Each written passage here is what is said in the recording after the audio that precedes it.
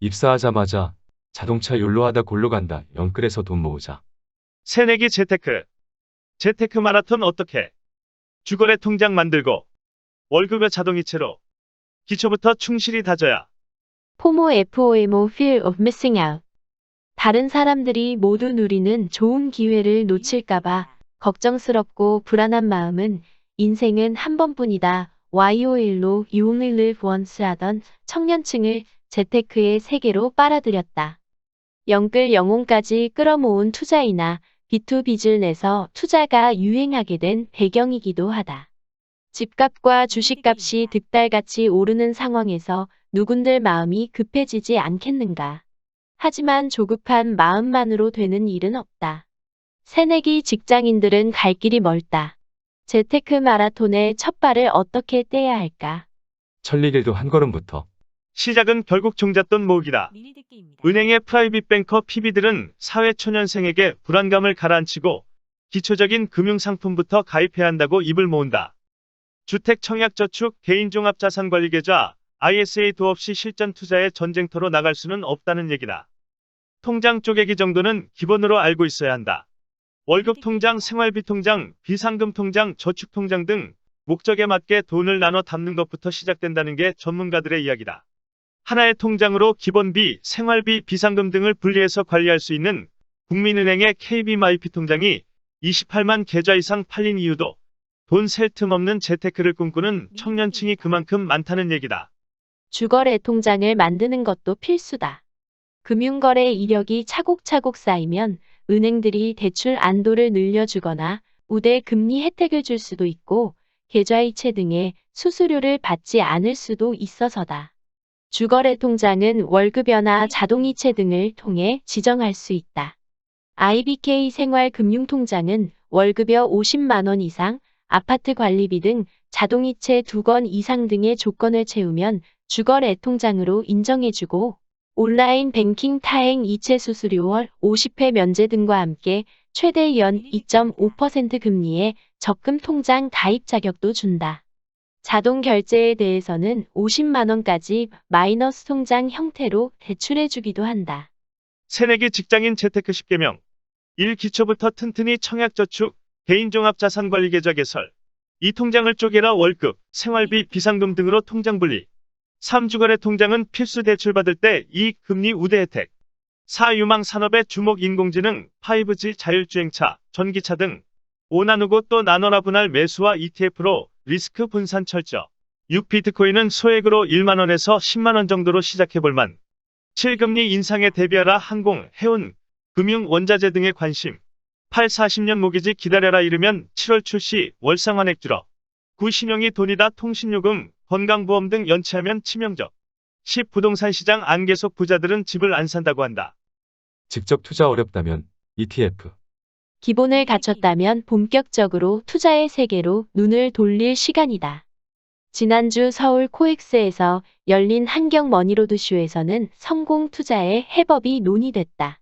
돈이 어떤 산업을 향하고 있는지가 주요 주제였다. 최재산 신한은행 여의도 PWM 센터 팀장은 인공지능 AI, 5세대 5G, 이동통신, 자율주행차, 전기차, 신재생에너지 등 유망 산업 분야를 살펴보고 관련 분야의 정책과 규제, 대기업의 투자가 어떻게 진행되는지 종합적으로 살펴봐야 한다고 강조했다. 그는 증시가 널뛰기를 반복할 수 있기 때문에 분할 매수를 통해 리스크를 분산해야만 손실이 나더라도 피해를 줄일 수 있다며 직접 투자가 어렵다면 유망한 자산을 추종하는 상장 지수펀드 ETF를 추천한다고 덧붙였다. 한경 머니로드쇼에선 대학 졸업을 앞둔 20대 장모 씨가 월 30만 원의 여윳돈을 어떻게 굴려야 하는지 궁금하다는 질문이 나왔다. 이에 대해 한 PB는 금리가 높은 적금도 좋고 1,000에서 2,000원으로 우량주에 분산 투자할 수 있는 잔돈 펀드를 핀테크 플랫폼에서 선택해보는 것도 좋다고 말했다. 공모주 펀드도 대안으로 제시했다. 암호화폐는 어떻게 해야 할까? 보수적인 은행 PB들조차 시각이 약간 변했다. 한강연자는 2017년에는 비트코인을 근거 없는 투기로 치부했지만 지금은 미래에 필요한 기술로 보는 시각이 많아졌다며 1만 10만 원 정도로 투자를 시작해 본다면 괜찮을 것 같다고 말하기도 했다. 인플레이션 가능성으로 미국의 금리 인상 전망이 나오는 것에는 단기적으로 악재일 수 있지만 그 이후에는 기업 실적 개선에 주목해야 한다며 조정 장세가 우려되면 항공, 해운, 원자재 주식 등을 살펴볼 만하다고 조언했다. 안개 속 주택시장과 40년 모기지. 정부는 이르면 오는 7월 만기 40년짜리 초장기 주택담보대출을 출시한다. 지금은 주택금융공사에서 빌리면 최장 30년, 은행에서 빌리면 최장 35년이다.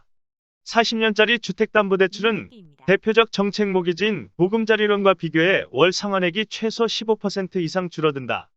예를 들어 보금자리론으로 3억 원을 연 2.5% 금리로 빌려 원리금균 등 분할상환 방식으로 갚는다고 하자. 만기가 30년일 때 월 상환액은 118만 5,363원이지만 만기가 40년일 때는 다달이 98만 9,335원을 갚으면 된다. 만기가 길어지는 만큼 전체 기간에 걸쳐 부담하는 총이자액은 늘어난다.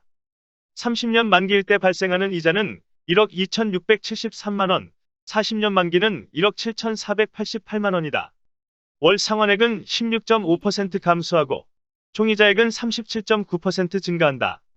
금융위원회는 이달 가계부채 관리 방안을 통해 총부채원 이금 상환 비율 DSR을 개인별로 적용하고 신용대출에 대해서도 원리금 분할 상환 의무를 부여할 예정이다. 이렇게 되면 현재 소득이 적은 청년층에게 불리한데 정부는 이에 대한 보완책을 찾고 있다.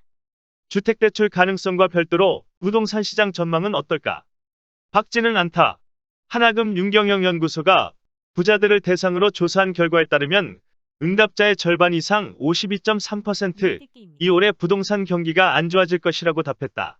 본 내용이 좋다고 생각되시면 구독과 좋아요 눌러주시면 저에게 많은 격려와 힘이 되어 좀 더 좋은 내용으로 보답하겠습니다. 감사합니다. 솔로몬 스토어의 신영기입니다.